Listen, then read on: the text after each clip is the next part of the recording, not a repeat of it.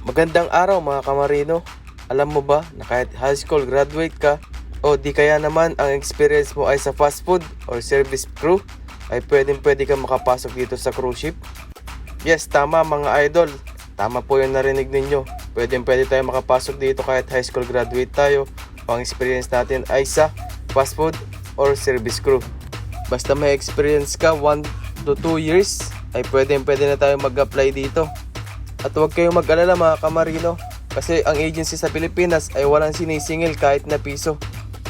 Ang gagastusin mo lang ay yung pang requirements at mga trainings. Basta may experience tayo at certificate of employment, pwede na tayo mag-apply.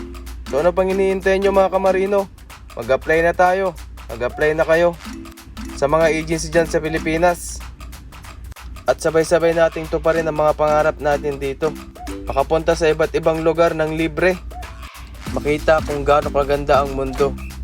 At eto pa ang maganda dito mga kamarino, napakabilis ng promotion dito. At isa pa, pwede kang mag-cross training kung ano talaga ang gusto mo, posisyon dito sa barko. Kung qualified ka naman sa posisyon na gusto mo, ay madali mo lang maaabot dito. Basta masipag ka lang, madiskarte, lahat ng mga pangarap mo matutupad mo. So ano pang hinihintay nyo mga kamarino? Mag-apply na tayo sa mga agency dyan sa Pilipinas habang hiring pa sila.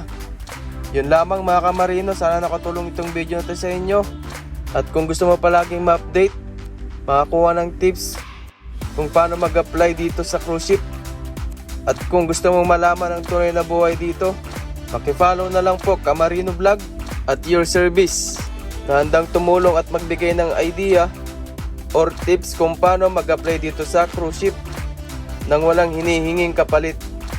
Yun lamang po. God bless po sa ating lahat at maraming salamat.